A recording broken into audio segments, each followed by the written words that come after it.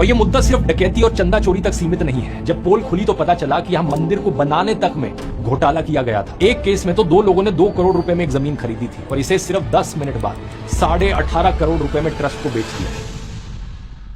जनवरी 2021 पुणे में कुछ सिंधी कम्युनिटी के लोग डोनेशंस इकट्ठा करके मुंबई के एक ज्वेलर के पास जाते हैं। ये लोग चंदे के इस पैसे से 210 चांदी की ईंटें बनवाते हैं। हर एक ईंट 1 किलो की थी और हर ईंट पर उनके इष्ट देव झूलेलाल की तस्वीर थी। ये 1 किलो चांदी की ईंट और ये हम रामलला के मंदिर अयोध्या लेके जा रहे हैं। इसके बाद ये लोग अयोध्या जाकर राम मंदिर को ये ईंटें दान कर देते हैं। कुल मिलाकर इन ईंटों को बनवाने में लगभग 2 करोड़ रुपए लगे थे। ये ईंटें राम मंदिर को चलाने वाले ट्रस्ट के जनरल सेक्रेटरी चंपत राय के हाथों में सौंपी जाती हैं।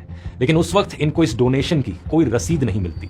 इन लोगों से कहा जाता है कि पहले ईंटों की क्वालिटी की जांच की जाएगी और उसके बाद ही रसीद दी जाएगी। इन्हें लगा ठीक है, कोई प्रॉब्लम नहीं, थोड़ा इंतजार कर लेते हैं। 6 महीने बीत जाते हैं, फिर 1 साल बीत जाता है, 2 साल, 5 साल। 5 साल बाद भी इनको इन चांदी की ईंटों की कोई रसीद नहीं मिलती। अब रसीद तो फिर भी एक चीज हुई दोस्तों, कहानी में ट्विस्ट ये है कि आज के दिन इन ईंटों का भी कोई अता पता नहीं है। किसी को नहीं पता ये चांदी की ईंटें आखिर गई कहां। और ये तो सिर्फ एक केस था। असलियत में ये स्कैम इतना बड़ा है कि अयोध्या के राम मंदिर में पिछले कुछ सालों में कैश से लेकर सोने चांदी के गहने, ईंटों से लेकर हार, सब कुछ गायब हुआ है। रिपोर्ट्स की माने तो यहाँ पर 200 करोड़ रुपए से लेकर हजारों करोड़ रुपए की डोनेशंस गायब हो गई हैं। आइए समझते हैं आज के इस वीडियो में कैसे भगवान राम के नाम पर लोगों की आस्था के साथ खिलवाड़ किया गया और जनता को ही लूट लिया गया। इससे पहले हमें जानना होगा कि जब भी कोई राम मंदिर में डोनेशन करता है तो वो डोनेशन एक्चुअली में जाती कहां पर है। आमतौर पर जब लोग पैसे को मंदिर में चढ़ाते हैं तो कैश को डोनेशन बॉक्स में डाला जाता है। पूरे मंदिर में जगह जगह पर ऐसे 35 डोनेशन बॉक्सेस लगे हुए हैं। जब ये डोनेशन बॉक्सेस भर जाते हैं तो इनका पैसा लोहे के बक्सों में डाला जाता है और इन बक्सों पर ताला लगाकर इन्हें कार्ट्स में भरकर 200 मीटर दूर पिलग्रिम फैसिलिटेशन सेंटर पर लाया जाता है। इसी सेंटर की बेसमेंट में एक काउंटिंग रूम है जहां पर इन पैसों को वापस निकालकर इनकी काउंटिंग करी जाती है। यहाँ पर नोट्स, सिक्के और ज्वेलरी को अलग किया जाता है और गिनती होने के बाद पैसों को बैंक के बक्सों में डाल दिया जाता है, सील करके। इन बक्सों को हर सुबह reportedly state bank of India के एक अकाउंट में जमा करने भेज दिया जाता है। और ये जो पूरा काउंटिंग का प्रोसेस है ये 2 शिफ्ट्स में होता है। हर शिफ्ट में लगभग 20 गिनने वाले कर्मचारी होते हैं और रोज का चढ़ावा लगभग 8 से 13 लाख रुपए होता है। जाहिर सी बात है नंबर बहुत ज्यादा वेरी कर सकता है। कुछ दिन तो 50 से 60 लाख तक की डोनेशन भी आती है। और इस पूरे प्रोसेस के दौरान यहाँ पर निगरानी करने के लिए कर्मचारी मौजूद रहते हैं और हर समय सीसीटीवी से नजर रखी जाती है। अब आते हैं बैंक पर। यह सारा पैसा जाता है श्री राम जन्मभूमि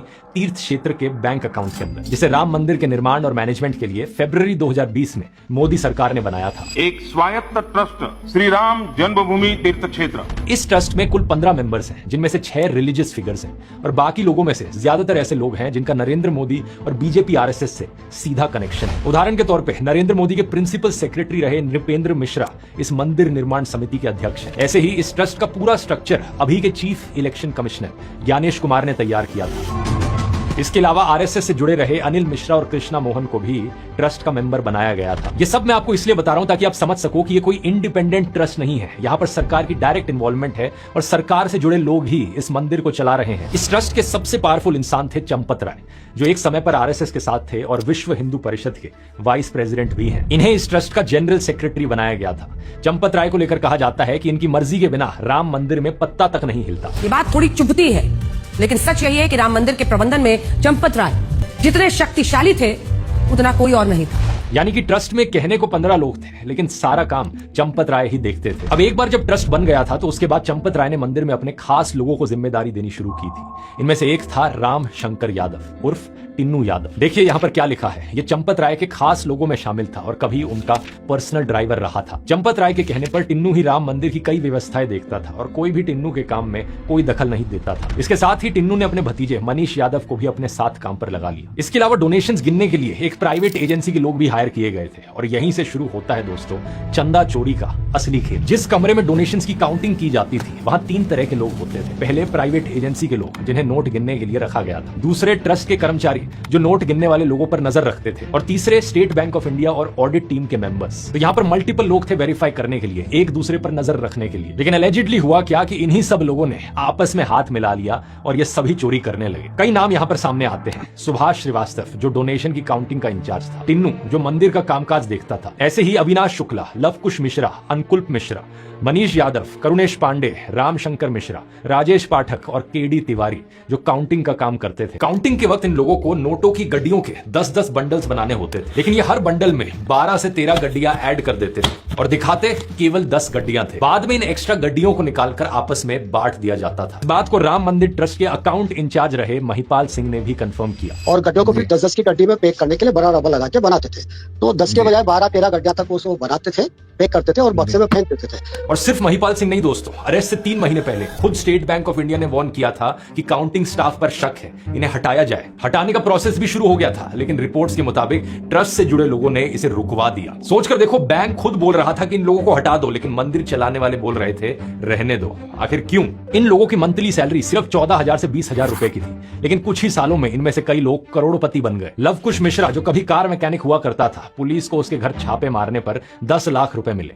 केडी तिवारी ने 5 करोड़ रुपए से ज्यादा की संपत्ति बना ली थी। अनुकल्प मिश्रा 65 लाख रुपए का एक घर और एक फार्म हाउस खरीद लिया। और इन सबके ऊपर टिन्नू यादव ने तो करीब 50 करोड़ रुपए की संपत्ति बना ली थी। अब सवाल ये उठता है कि जब ये लोग चंदा चोरी कर रहे थे, तब राम मंदिर को चलाने वाले ट्रस्ट के लोग क्या कर रहे थे? महिपाल सिंह के मुताबिक उन्होंने 2021-22 में ही डोनेशन चोरी की बात चंपत राय को बता दी थी। मुझे जब पता लगा इस तरह से पैसा ज्यादा जा रहा है, तब मैंने बात चंपत राय जी को और गोपाल जी भाई साहब को बताई। लेकिन जानते हो क्या हुआ? उल्टा महिपाल सिंह को ही अपने काम से हटा दिया गया और इसके अलावा 7-8 महीने की सीसीटीवी फुटेज को भी डिलीट कर दिया गया। उसके बाद मेरे से वो सारी गणना प्रक्रिया है, उससे मुझे आउट कर दिया गया।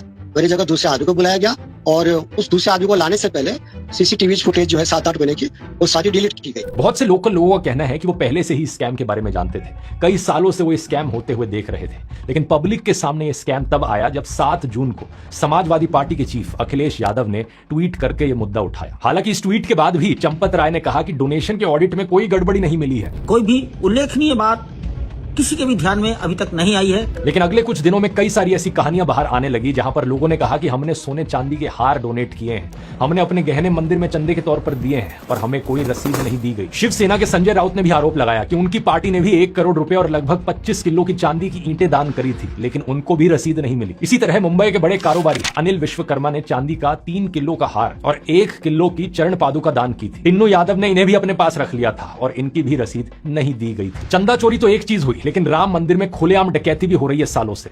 लगभग 2 साल पहले की एक खबर देखो, भगवान राम और उनके तीनों भाइयों के सोने के मुकुट गायब हो गए। गाजियाबाद के एक व्यक्ति ने अपनी मां के गहने बेचकर दान किए थे और जब जांच पड़ताल हुई तो बाद में ये ट्रस्ट के एक अधिकारी की अलमारी के अंदर मिले। इसके अलावा डोनेशन बॉक्स में भी लोग सोने चांदी के गहने डालकर जाते थे, लेकिन गिनती केवल कैश की होती थी और इन गहनों का ना के बराबर रिकॉर्ड रखा जाता था। महिपाल सिंह के मुताबिक टिन्नू यादव ये गहने सीधे चंपत राय के पास लेकर जाता था। यहाँ पर सबसे शॉकिंग बात यह है दोस्तों कि ट्रस्ट बनने के कुछ ही महीनों बाद नवंबर 2020 में एक प्राइवेट ऑडिट कंपनी ने अपनी रिपोर्ट में पहले ही कह दिया था कि राम मंदिर में डोनेशंस का कोई सिस्टमैटिक रिकॉर्ड नहीं है और मैनेजमेंट हाईली अनप्रोफेशनल है। इस रिपोर्ट में वही सारी चीजें लिखी थी जो बाद में जाकर घोटाले का कारण बनी।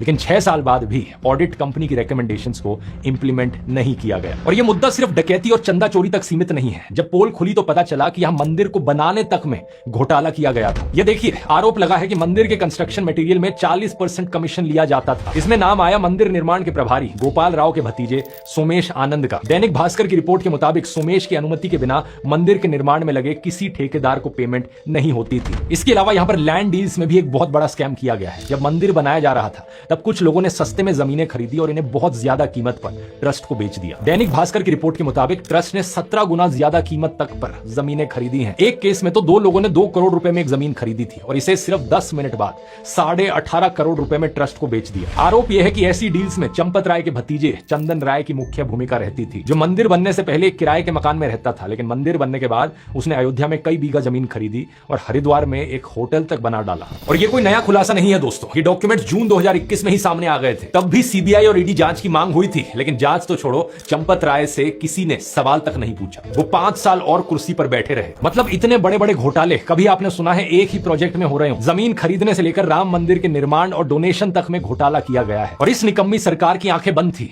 अब ये जानबूझकर थी या वैसे ही थी, आप सोच लो खुद। भगवान राम के नाम पर वोट मांगने हो तो ये सबसे पहले आगे लाइन में खड़े हो जाते हैं, लेकिन भगवान राम के नाम पर जब लूटा जा रहा है तो ये लूट होते रहने देते हैं। जब जनता की तरफ से, ऑपोजिशन पार्टीज की तरफ से इतना प्रेशर पड़ा, तब जाकर उत्तर प्रदेश की सरकार ने इस मामले में जांच के लिए एक एसआईटी बनाई। लेकिन सवाल यह है कि क्या ये एसआईटी उन बड़े गुनेगारों पर एक्शन लेगी या फिर सिर्फ कुछ छोटे लोगों को सजा देकर काम बंद कर दिया जाएगा? महंत कमल नयन दास ने भी कहा है कि जांच वाले भी सब बेईमान हैं तो क्या जांच होगा, भगवान ही जांच करेंगे। अब कमाल की बात देखिए, किसी भी अपराध की जांच एक एफआईआर से शुरू होती है, लेकिन पहले तो इस मामले में एफआईआर ही दर्ज नहीं की गई थी। और जब एफआईआर दर्ज हुई तो इसमें सिर्फ 8 लोगों के नाम थे, टिन्नू यादव, सुभाष श्रीवास्तव और बाकी 6 काउंटिंग स्टाफ वाले लोग। इन सभी लोगों को 26 जून को गिरफ्तार तो कर लिया गया था, लेकिन चंपत राय, गोपाल राव या अनिल मिश्रा जैसे कई बड़े नाम एफआईआर में कहीं नहीं दिखते। एफआईआर के अगले दिन नैतिकता के आधार पर चंपत राय और अनिल मिश्रा ने इस्तीफा जरूर दे दिया, लेकिन सवाल यह है कि इस्तीफा काफी है क्या? अगर यहां पर घोटाला हुआ है, स्कैम हुआ है, तो उन्हें भी अरेस्ट किया जाना चाहिए कि नहीं?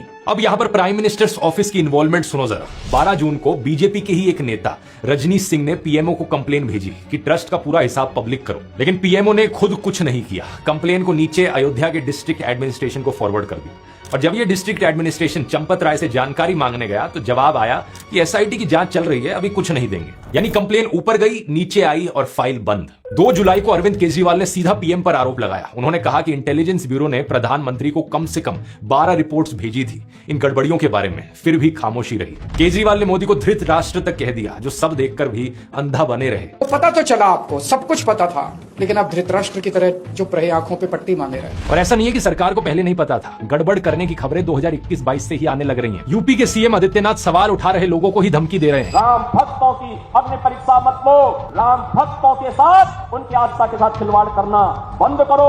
वैसे आस्था के साथ खिलवाड़ कौन कर रहा है? स्कैम करने वाला या स्कैम को लेकर सवाल उठाने वाला? अब कुछ अंधभक्त हैं यहाँ पर जो नरेंद्र मोदी को भगवान राम से ऊपर देखते हैं। उनका मानना है कि क्या हो गया, घोटाला हुआ तो पैसे कमा लेने दो उन्हें, वो डिजर्व करते हैं कमाना। हिंदू का पैसा अगर किसी हिंदू ने ले भी लिया, भाई तुम लोगों को क्यों मिर्ची लग रही है? अब ऐसे लोगों का तो कुछ किया नहीं जा सकता, लेकिन बाकी सभी लोगों के लिए, नॉर्मल इंडियंस के लिए मैं एडवाइस देना चाहूंगा दोस्तों। थोड़ा कॉन्ट्रोवर्शियल लगेगा सुनने में, लेकिन एडवाइस बड़ा जरूरी है कि जब भी आप मंदिर में जाते हो, किसी भी मंदिर में जाते हो, कभी भी पैसे दान मत करो। यहाँ सिर्फ राम मंदिर की बात नहीं हो रही है, ऐसे कई सारे डोनेशन के घोटाले बाकी मंदिरों से भी आए हैं। आप जो पैसे भगवान के नाम पर चढ़ा रहे हो, पीछे वहां कोई फ्रॉडस्टर आपके पैसे लूट रहा है। आपको भगवान के नाम पर पैसे चढ़ाने हैं तो पैसे किसी गरीब को दो, एक ऐसे एनजीओ को दो जो गरीबों की सहायता कर रहा है, या फिर पर्यावरण को बचाने के लिए, एनवायरमेंट के लिए काम कर रहा है। ऐसा करने से देश को कहीं ज्यादा और फायदा हो। पर याद रखो, भगवान सिर्फ मंदिरों में नहीं होता। वो स्वदेश की कविता याद है ना? राम ही तो करुणा में है, शांति में राम है। राम ही है एकता में, प्रगति में राम है। राम बस भक्तों नहीं, शत्रु की भी चिंतन में है। देख तज के पाप रावण, राम तेरे मन में है, राम मेरे मन में है। राम तो घर घर में है, राम हर आंगन में है। मन से रावण को जो निकाले, राम उसके मन में है। बस पहचानने की देर है, जो जय श्री राम सबसे तेज चिल्लाते हैं, उनके मन में राम नहीं रावण है। राम के नाम पर लूटने वाले सबसे बड़े भ्रष्टाचारी हैं, और उससे भी बड़े वो जो इन्हें बचा रहे हैं। जाने से पहले एआई मास्टर क्लास को ज्वाइन करना मत भूलना, यहां क्लिक करके ज्वाइन कर सकते हो। और अगर ये वीडियो पसंद आया तो भगवान राम के बारे में और डिटेल में मैंने कुछ वीडियोस बनाए हैं, ये वाला आपको जरूर पसंद आएगा, यहां क्लिक करके देख सकते हो। बहुत बहुत धन्यवाद।